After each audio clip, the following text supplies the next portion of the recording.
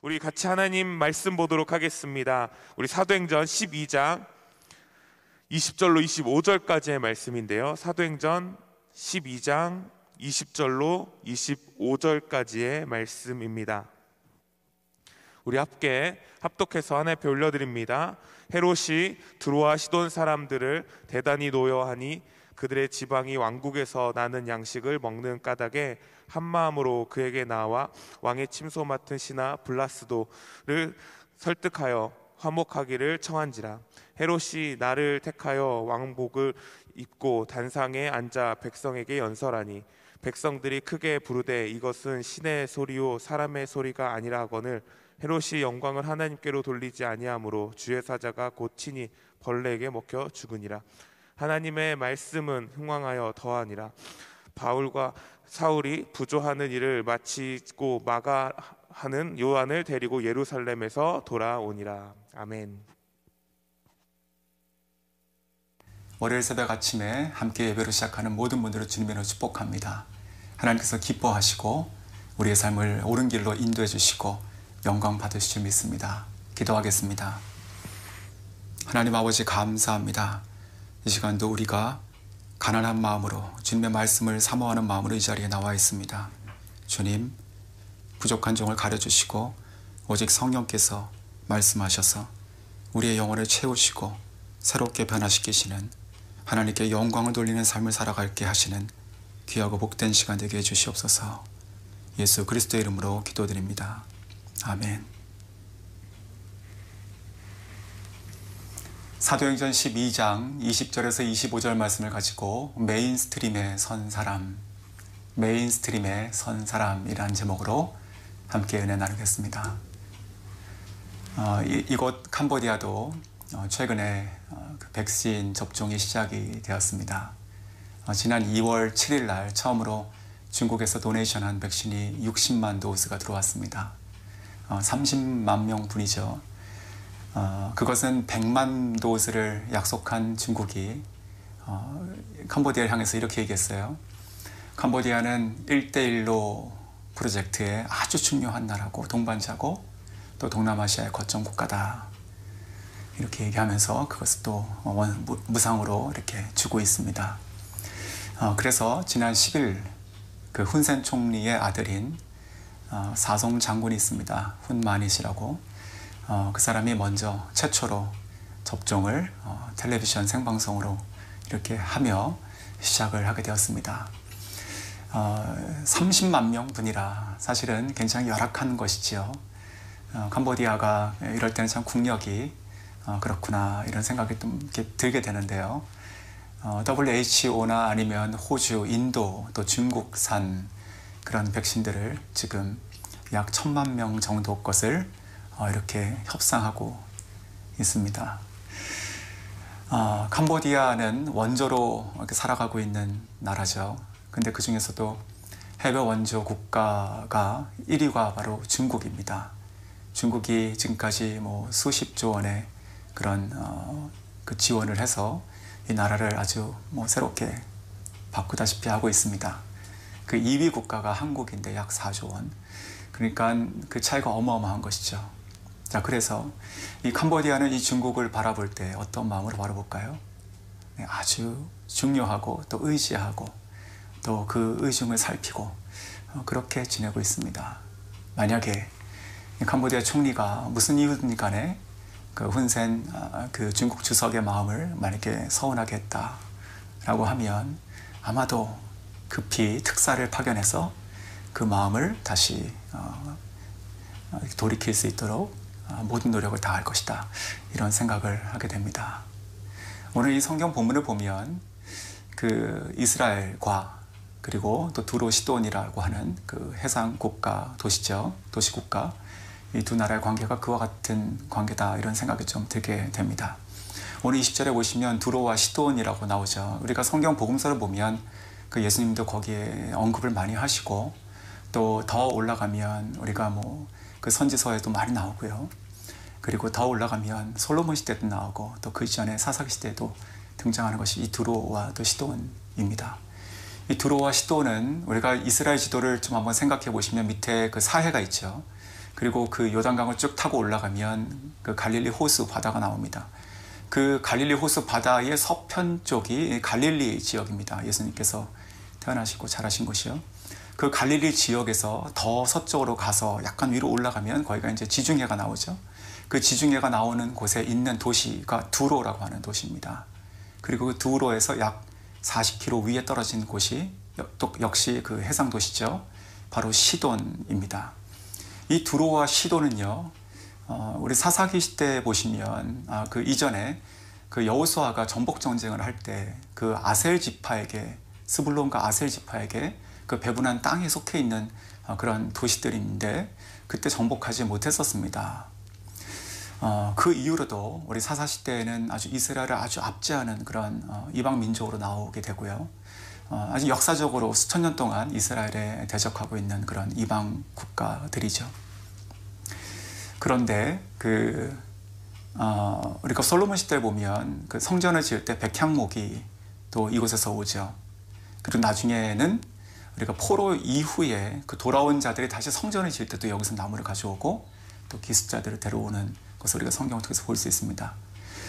이 두로와 시돈이라고 하는 것은 이러한 그 위치와 또 역사적인 그런 일이 있는데 더 중요한 것이 무엇이냐면 바로 이방신을 믿는 그런 나라였다는 것이죠. 그 바알입니다. 바알.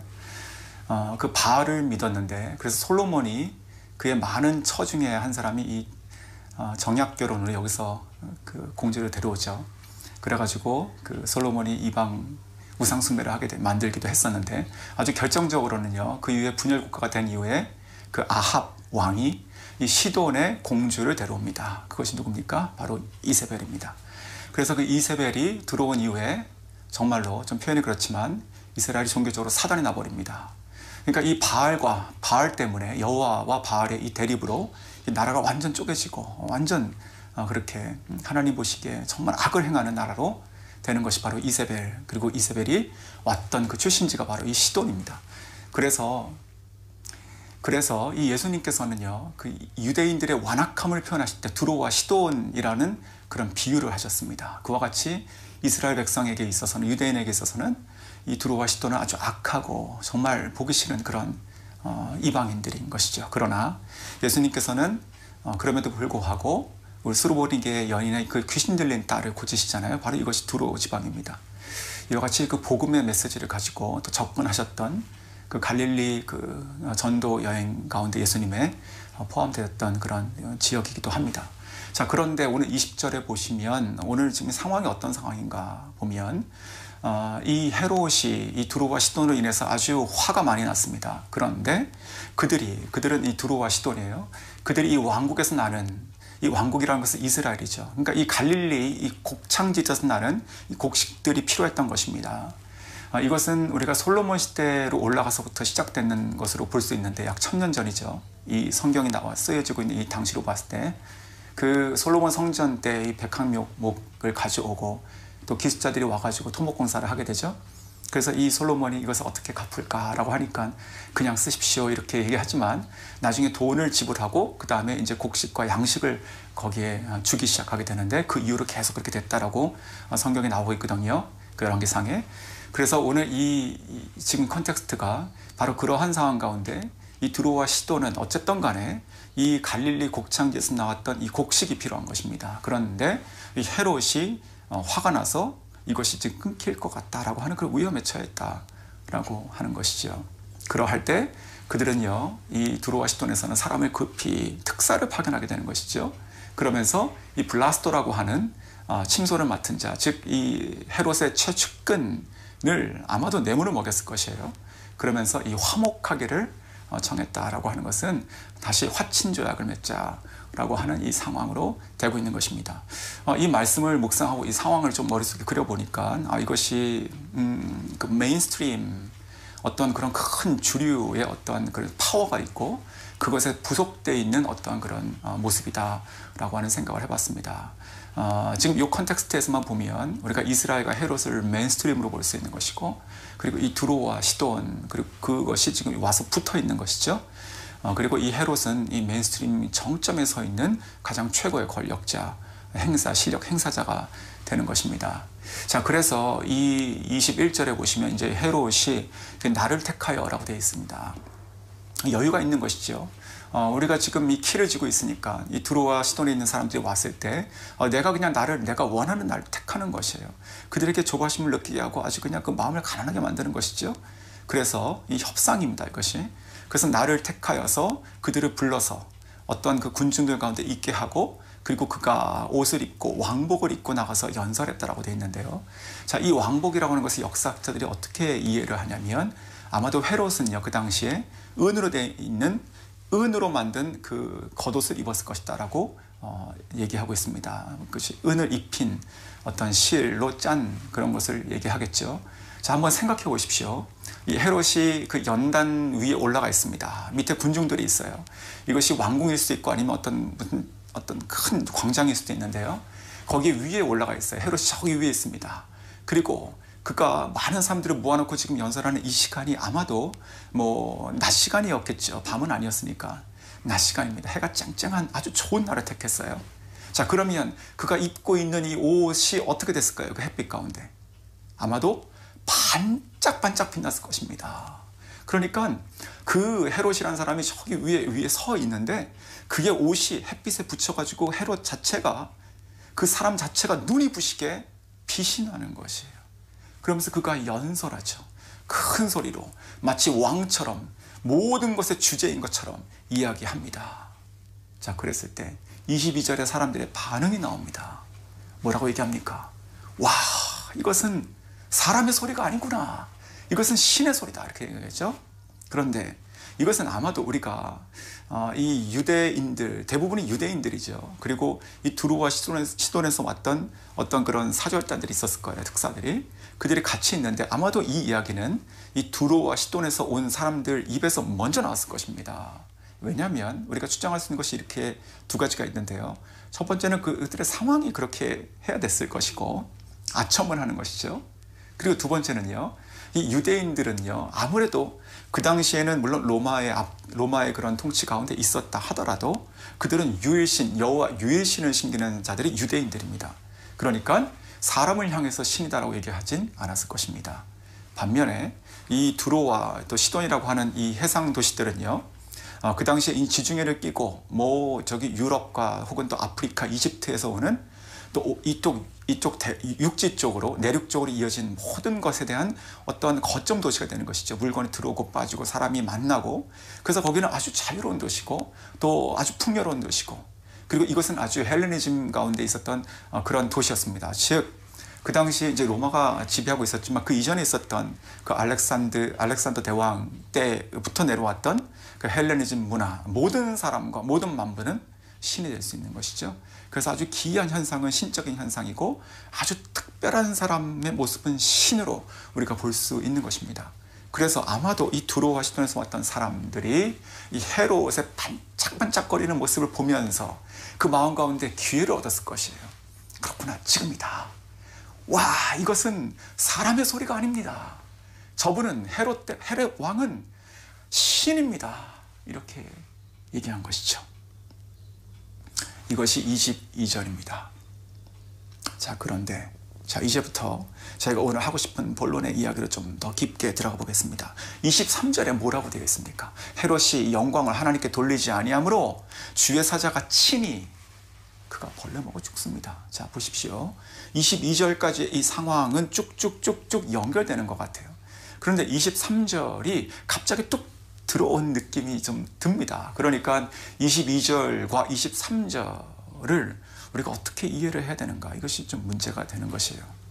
하나님께서 교만한 자를 치신다, 이렇게 단순하게 이해하면 솔직히 누가 나만하겠습니까? 그냥 다 죽어야 되는 것입니다. 저희가 다 교만한 자들이니까. 그렇게 단순하게만 볼 수 있는 것이 아니라 이 교만이라고 했던 이 헤롯 왕의 모습 가운데 하나님께서 도저히 참지 못하시고 칠 수밖에 없었던 그 모습이 무엇인가 라고 하는 것을 조금 더 생각해 보면 좋겠습니다. 저는 이 말씀을 묵상하면서 이 헤롯이 성경에 등장한 것들을 쭉 다시 한번 돌아보면서 세 가지 정도 생각을 좀 해봤습니다. 첫 번째는요, 이 헤롯은 헤롯 아그리파 1세인데 그 헤롯 헤롯의 가계가 이렇게 쫙 뭐 엄청 많잖아요. 네, 헤롯이라는 것은 그냥 이름들이 쭉쭉쭉 내려오는 것이니까. 헤롯 아그리파 1세인데요. 그가 이 사도행전 12장 초반부에 등장하잖아요. 근데 그때 어떤 모습으로 등장합니까? 그가 야고보 사도를 잡아가지고 죽이죠. 그리고 나서 그것을 보고 나서 사람들, 그러니까 유대인들이 보고 좋아하는 것을 보면서 그가 두 번째로 베드로를 잡게 됩니다. 그렇죠. 자, 여기서 이 헤롯이라고 하는 사람을 우리가 한 가지 볼 수 있습니다. 그는요, 사람을 향해서 사람을 바라보고 살아갔던 사람입니다. 사람에게 만족을 주기 위해서 애를 썼던 사람이에요. 그러니까 그가 왕의 아들이니까 왕이죠. 그런데 그가 통치하고 살아갔던 그의 삶의 기준은 사람이었다는 것이죠. 자기의 편을 만드는 것이고, 그리고 그것이 설령 하나님을 대적하는 것이다 하더라도 그는 그들의 편, 즉 그 유대인들 악한 마음들을 그것을 만족시키기 위해서, 그것을 향해서, 그것을 위해서 그가 살아갔던 모습을 볼 수 있습니다. 자, 두 번째는요, 그의 집안을 보면 대대로 하나님을 대적한 중에 있습니다. 헤롯 대왕부터 우리가 잘 알고 있어요. 물론 헤롯 대왕의 아버지도 있죠. 근데 우리가 성경을 보시면, 우리가 마태복음 보시면 예수님이 탄생할 때 동방박사가 와가지고 헤롯을 만나잖아요. 그때 그 헤롯 대왕을 만나는데, 그 헤롯 대왕이 그 이야기를 듣고 말은 그래 나에게도 알려줘, 나도 가서 경배할게 라고 하지만 정작 그는요, 그 시로 모든 2살 미만의 남자아이들 다 죽입니다. 자, 악한 것이죠. 그리고 그의 아들은 침례 요한의 목을 뱉습니다. 헤롯의 아들이 침례 요한의 목을 뱉는데, 그 침례 요한의 목을 뱉던 그 헤롯의 아들이 지금 오늘 헤롯이 아니라 다른 아들의 아들입니다. 그러니까 헤롯 대왕으로 봤을 때는 그랜드 선이긴 하지만, 자, 이 아그리파 1세는 야고보 사도를 죽인 자였고, 또 이 베드로를 잡아가지고 죽이려고 했던 자였어요. 그런데 이 베드로는 결국 우리가 잘 아시는 것처럼 하나님께서 구출하시잖아요. 살리십니다. 하나님의 뜻 가운데 살리세요. 그러니까 야고보는 하나님 뜻 가운데 순교하고 천국으로 갔지만, 이 베드로는 하나님의 뜻 가운데 구출되어서 복음을 전하는 자로, 증인으로 살게 되는데요. 그런데 이 베드로가 살아났던 이 사건은요, 거꾸로 보면 이 헤롯에게는 아주 치명적인 그런 수치스러운 일이 됐을 것입니다. 자기가 아들을 16명이나 이렇게 두어가지고 꽉 압제해서, 그리고 손발을 다 묶어놓은 데 것이 그냥 풀어져 버렸거든요. 이해할 수 없는 것입니다. 헤롯이 왕인데 자기의 명으로 그를 반드시 이 절기가 지나면 죽이겠다고 했는데, 근데 그거 그냥 풀어져 버린 거예요. 그 기적 같은 이야기가 막 나오고 소문이 돌고요. 얼마나 그의 자존심과 그의 어떤 왕권 권위가 무너졌겠습니까? 그런 상황 가운데 있는 것이에요. 그러니까 그 마음이 계속적으로 악해지는 것이죠. 이 헤롯 아그리파 1세, 오늘 죽는 이 헤롯의 아들 아그리파 2세가 나중에 사도행전 25장에 나오는 그 아그리파 왕입니다. 사도 바울이 로마로 갈 때 만나는 이렇게 제사장, 또 총독, 또 왕, 그리고 나서 황제를 만나게 되는 것이잖아요. 그렇게 만나는 자 중에 한 명이 되는데, 거기서 또 이 복음을 대적하고 받아들이지 않는 자로 기록이 되어 있는 불쌍한 가게입니다. 불쌍한 그런 그 헤롯 가게예요. 자, 그런데 그 두 가지와 더불어서 오늘 이 본문이 얘기하고 있는 헤롯의 치명적인 모습이 무엇이냐라고 하면, 그가 이 아첨하는 소리들에 푹 빠져서 거기에 완전 늪에 들어갔다는 것이에요. 그러니까요, 오늘 이 소리가 무슨 소리였죠? 이 헤롯은 사람이 아닙니다. 저 하는 말을 보십시오. 저것은 신의 소리입니다. 근데 그것을 듣고요, 너무 좋아했어요. 그러니까 하나님께서 참으실 수 있는, 기다리실 수 있는 어떠한 지점이 있잖아요. 죄인을 기다리시고 사랑하시고 돌아오게 하시는 어떠한 순간이 있는데, 하나님 되는 것은 안 되는 것이죠. 헤롯은요, 순간적으로 자기가 하나님 됨을 받아들인 것입니다. 그래, 내가 신이야. 그래, 내가 신이야. 이 백성들을 봐. 다 내 앞에서 머리를 조아리고 있어. 나를 향해서 다 신이라고 이야기하고 있어. 이 찬란한 태양을 봐. 이 빛나는 나의 옷을 봐. 이 백성들을 봐. 내가 신이야. 내가 신이야. 라고 했던 교만한 마음들이 꽉 차는 것이었습니다. 우리가 이러한 부분을요, 사도행전 14장과 비교해서 좀 생각해 봐야 됩니다. 사도행전 14장에서는요, 13장부터 15장이 그 바울의 1차 전도 여행장이죠. 자, 그런데 이 14장, 그러니까 그 바울의 1차 전도 여행 중에 있는데, 그 바나바와 사울, 아직은 사울이라고 그때 써 있어요. 그 바나바와 사울이 전도를 할 때 역시 그 이방, 그 헬레니즘 문화 가운데 있는 지방에 갔을 때 사람들이 그들이 너무나 멋있게 보이니까 뭐라고 얘기합니까? 바나바는 스스, 즉 제우스 신이다. 그리고 바울은 그 중에 말하는 자니까 험해다, 이렇게 얘기하는 거예요. 그러니까 신으로 얘기해요. 비슷한 상황이잖아요. 근데 그때 이 바나바와 이 사울이 어떻게 했는지 세 가지가 정확히 기록되어 있습니다. 사도행전 14장에. 첫 번째는요, 옷을 찢습니다. 옷을 찢어야 한탄하는 것이에요. 두 번째는요, 그들의 말을 멈춥니다. 멈춰요. 그만! 아니에요. 멈춰요. 근데 이 헤롯은요, 그래, 더 나를 칭송해. 더 듣기 좋다라고 하는 것이죠. 그리고 세 번째는요, 하나님을 전해요. 하나님을. 내가 아니라 하나님입니다. 우리의 여호와 하나님이 참되신 신이십니다는 것을 사도행전 14장에서 전하고 있어요. 똑같은 상황 가운데 사람들이 그들을 신으로 칭송할 때. 그런데 오늘 이 헤롯은 그러지 않고 있다라고 하는 것입니다. 그래서 이 세 가지의 이유를 가지고 23절을 이해하시면 이렇게 볼 수 있는 거예요. 헤롯이 하나님께 영광을 돌리지 아니함으로 교만한 것이죠. 그의 삶이 그랬습니다. 여호와의 사자가 친히 그가 벌레 먹어 죽는 직원이라. 저희가 역사학자들이 이것이 5일 동안의 복통으로 인해서 죽었다, 사체에서 또 그런 벌레들이 나왔다, 이렇게 또 기록도 하고 있는데, 자 보십시오. 오늘 이 앞에 있는 여호와의 사자가 쳤다라고 되어 있어요. 자, 여호와의 사자가 쳤어요. 근데 성경 이 사도행전 12장 앞부분을 보시면 똑같은 표현이 한 번 더 나옵니다. 누구를 향해서요? 베드로. 자, 베드로가 이 깊은 옥중에 있어서 그가 아주 깊은 잠에 빠져 있을 때, 평안한 가운데 하나님의 구원의 시간이 임했을 때 여호와의 사자가 쫙 들어와서 빛을 비추고 어떻게 합니까? 그의 옆구리를 치거든요. 이 친다라는 이 표현의 헬라가 똑같은 표현이에요. 여호와의 사자가 쳐요. 그러니까 이 베드로도 치고 그리고 헤롯도 쳐요. 근데 한 사람은 어떻게 됩니까? 여호와의 사자가 베드로를 쳤을 때 그는 잠에서 깨어나서 그는 구출되고 구원받아요. 그러나 이 헤롯을 치니까 그가 죽었단 말이죠. 자, 이것은 굉장히 중요한 차이를 우리에게 오늘 가르쳐 준다고 저는 생각합니다. 하나님의 은혜와 하나님의 손이 우리 가운데 임하는 것인데, 그 하나님께서 우리를 치시는 것이 하나님 편에 서 있는 의로운 자를 치시면 그 영혼이 깨어나고 그의 삶이 구원을 받습니다.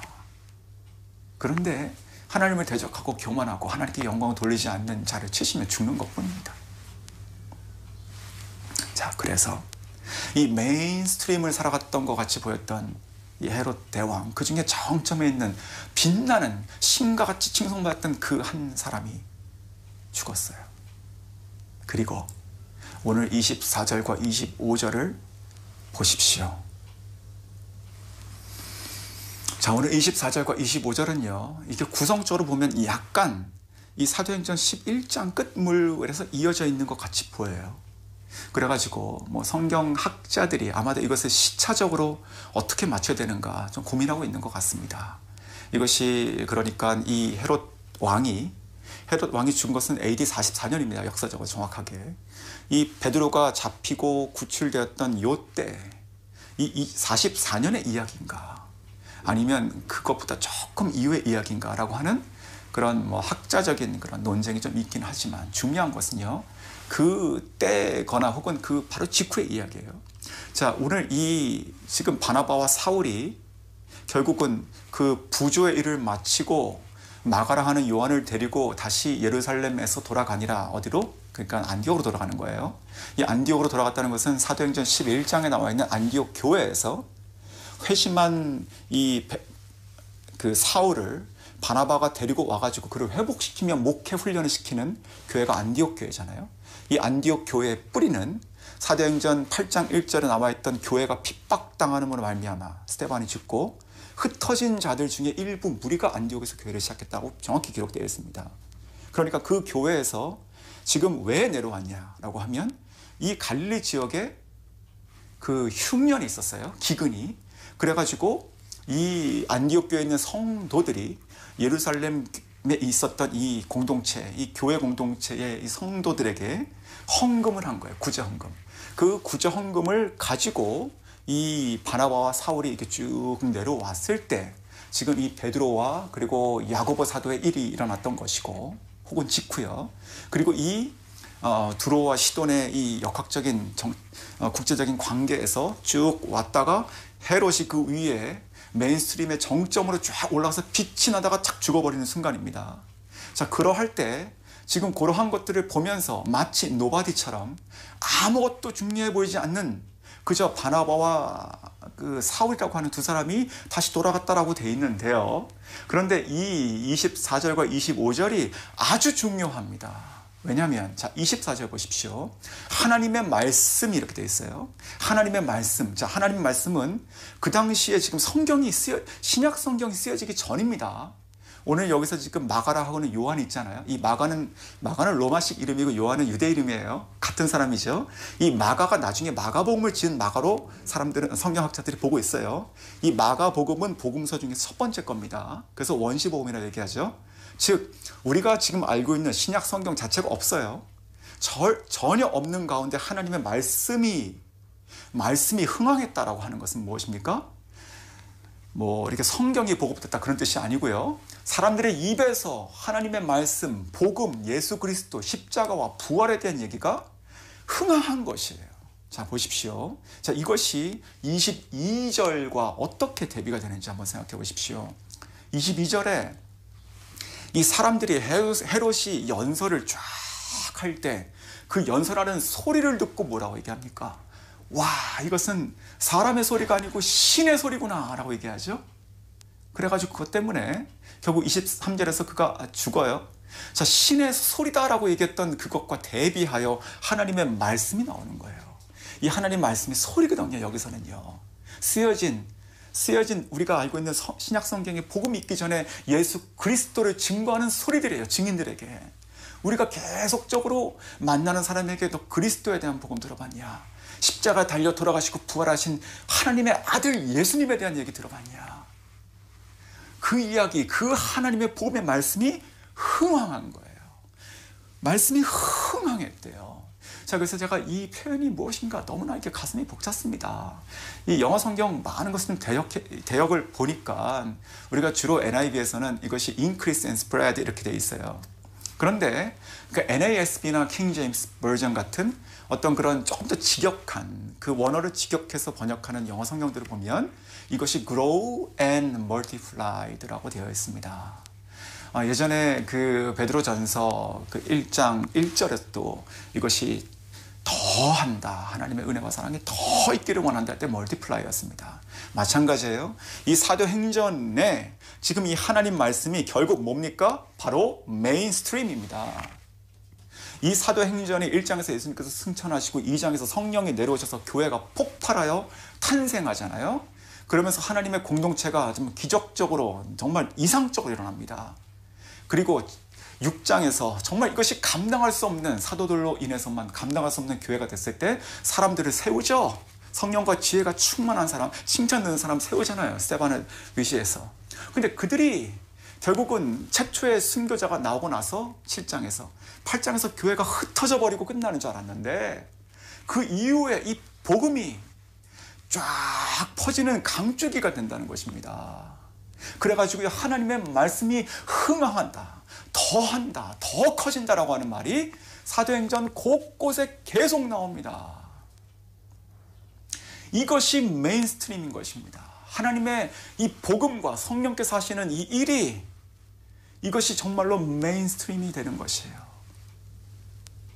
제가 영화를 보면 그런 것이 있습니다. 뭐 악당하고 싸우는데 이 악당은 계속적으로 이렇게 선한 편에서 뭘 이렇게 공격하고 타격을 주면 이게 죽어야 되는데 그러지 않고 점점 더 커져요. 그 에너지를 막 이렇게 빨아들여가지고. 그게 아주 공포스러운 것이죠. 근데 아마도 이 당시에 이 바리새인이나 아니면 예수님을 배척했던 이 유대인들이나 아니면 이 로마의 압제들이 봤을 때는 기독교가 그와 같았을 거예요. 이건 뭐 가서 막 핍박하고 흩트고 사람 잡고 죽이고 하는데 점점 하나님의 말씀이 어떻게 해요? 흥황하는 거예요. 이것이 점점 인크리스 되는 거예요. 그것이 점점 이것이 조금씩 늘어나는 것이 아니고 이것이 막 2배, 배가로 증가하는 거예요. 멀티플라이 되는 거예요. 그러니까 그들이 봤을 때는 이게 공포스러운 것이죠. 정말 이 거대한 물줄기들이 이 복음의 하나님 말씀들이 이렇게 막 쓰나미처럼 막 몰려오고 있는 모양이 이 사도행전 전체에 흐르고 있다는 것입니다. 자, 그러한 관점에서 25절 다시 한번 보십시오. 이 바나바와 이 바울이 그들이 부조회를 마치고 마가라 하는 요한을 데리고 예루살렘에서 돌아가니라 안디옥으로 그냥 걸어가고 있어요. 이들이 누굽니까? 이들이 바로 메인스트림에 선 사람들입니다. 헤롯이 아니라 하나님의 거대한 복음의 물줄기, 성령의 역사하심 가운데 서서 그렇게 매일매일 걸어가는 자, 이들이 바로 메인스트림에 선 자들입니다. 그래서 오늘 이 12장이 끝나고 나서 바로 어떻게 됩니까? 13장에서 이 안디옥에서 성령께서 명하셔서 두 사람을 세워서 최초의 이방 선교사를 보내시는데 그것이 바로 바나바와 사울이죠. 바울. 그리고 나중에 이 마가라 하는 요한은요, 그와 함께 이 바울의 아주 신실한, 끝까지 계속 같이 있는 아주 신실한 동역자가 됩니다. 그리고 성경을 적게 되죠. 그 성경이 예수 그리스도의 핵심의 복음을, 예수 그리스도의 복음의 시작을 알리는 마가복음 1장 1절로 모든 그 당시에 있는 사람들에게 그리스도의 복음 전파에 아주 폭발하는 부흥을 일으키게 됩니다. 말씀을 맺겠습니다. 사랑하는 성도 여러분, 우리가 모두가 다 메인스트림에 선 사람들입니다. 시간 함께 기도하고 말씀 보고 묵상하고 또 큐티하고 하루하루 살아가는 모습이 마치 오늘 25절에 나와 있는 그저 평범해 보이는 이 바나바와 바울의 발걸음과 같이 보입니다. 하지만 우리가 이 믿음의 큰 물줄기 가운데 이 복음이 전파되는 것에 함께 기도와 물질로 동참하고 또 함께 예배하며 하나님 나라를 확장해가는, 하나님의 공의를 이 세상 가운데 하나님의 나라로 만들어가는 저희 모두가 다 메인스트림에 선 사람들입니다. 주님의 이름으로 축복합니다. 오늘 하루 그와 같은 마음으로 걸어가십시오. 당당함으로 그리고 영광스러운 마음으로 주님께 감사를 올리며 오늘 하루 살아가시는 모든 분들 되실 길을 주님으로 축원합니다. 기도하겠습니다. 하나님 아버지 감사합니다. 세상에 많은 힘 있는 자들이 있습니다. 많은 주류의 인생들을 이야기합니다. 그러나 오늘 성경이 이것을 우리에게 아주 명확하게 얘기해 줍니다. 헤롯, 그가 정점에 있었다고 하는 그 순간, 빛난다고 하는 그 정점에서 그는 여호와의 사자가 쳐서 죽었습니다. 그리고 그 밑에 있었던 아무도 주목하지 않았던 바나바와 사울은 그저 자기의 갈 길을 뚜벅뚜벅 걸어갑니다. 하나님, 누가 하나님 편에 선 자입니까? 누가 하나님께서 쓰시는 자입니까? 누가 하나님의 동역자입니까? 오늘 하루 모든 성도님들이 이와 같이 우리에게 맡겨주신 하나님의 자리에서 믿음의 발걸음을 하나씩 가며 하나님의 거대한 나라를 품는 하나님의 백성이요 메인스트림에 서 있는 자로 살아가게 해주시옵소서. 예수 그리스도의 이름으로 기도드립니다. 아멘.